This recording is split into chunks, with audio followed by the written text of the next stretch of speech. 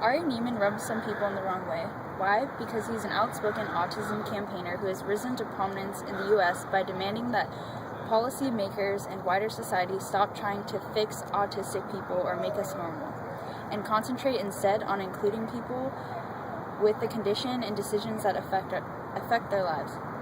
What our society claims to be normal is very twisted, and the first steps to changing this issue can only be taken on with an open mind and understanding. Today I want to express to you, my audience, the importance of incorporating involvement between children with autism or in special education classes with the rest of the school to help encourage adaptation and positive social interactions. I strive to help my audience understand how this important issue not only affects these children, but our society and perceptions as a whole.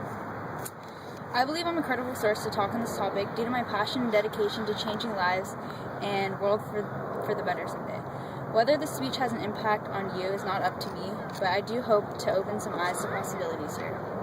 The world we live in needs to become more accepting of differences as well as what each and every person has to offer. Today I'm going to talk on the current situation as well as the next steps towards a positive change. Individuals with autism have complex social and communication skills, which often makes it harder for these children to interact with the rest of the world. That being said, I find it very important to show these children that it is okay to make mistakes. From helping out in the special education program at school, I've witnessed children being scolded for minor mistakes such as spilling paint.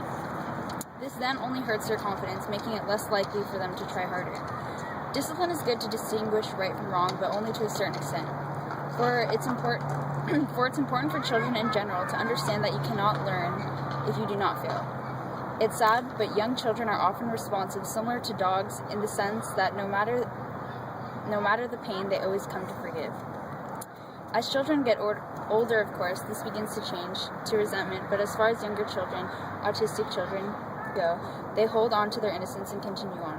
Forgiveness is always possible, but trauma and fear will always linger.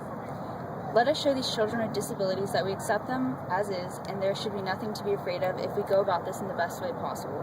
Relating back to my main point, being separated from the real world and social interactions only stunts these children's social growth. By allowing children with disabilities to participate in activities with other children, they tend to feel more welcome and willing to try new things.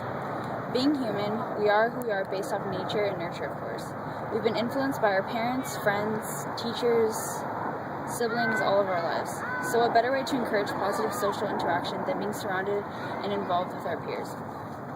For example, I noticed the autistic boy I babysit, Jack, tends to play alone, never having brothers or sisters. But once I showed him I'm there to help and encourage him and build or whatever he wants to do, it encourages his want to interact with others as well as his creativity. The simple encouragement of showing someone you're there can make a much greater impact than expected. Jack's mom has informed me now over time he's been much more comfortable approaching others at school. I also taught Jack how to ride the bus to and from school, which was a huge step into new sorts of interaction and communication. Hearing of his confidence and improvement over time was very rewarding for me personally. So if any of you are interested in being a teacher aide or helping out in a special education program, I definitely encourage it. You're not only helping your patients and communication skills, but you're changing the kids' lives.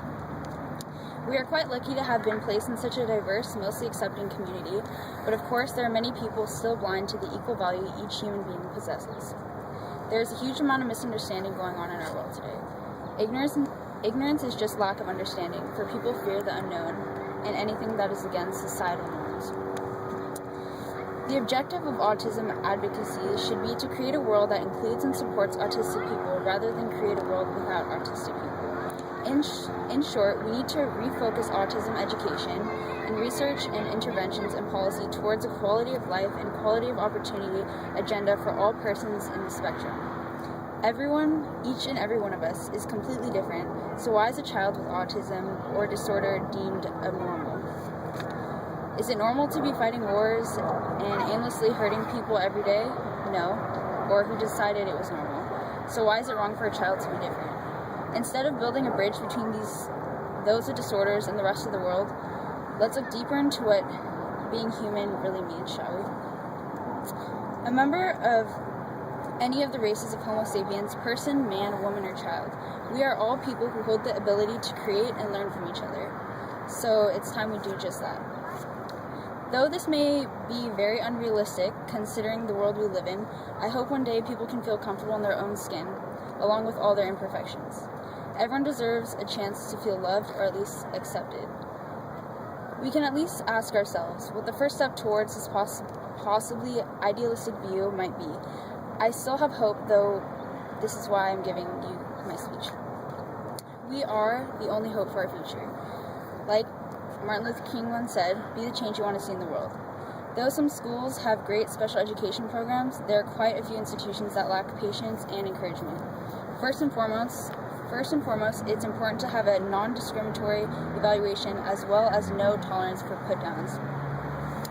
I understand that bullying is quite prevalent in general as children go through identity crisis, personal issues, and dealing with insecurities, but kids really need to see the painful impact it has on the one child they decided to pick on.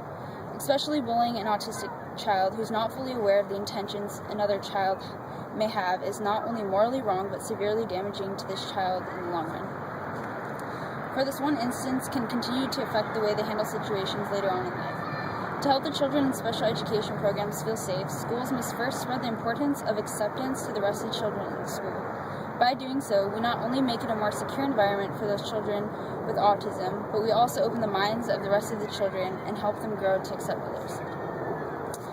A quality such as this is something that can easily change perception and the way people go about situations later in life. Bringing me back to my earlier statement, correcting this issue can only positively impact the society as a whole.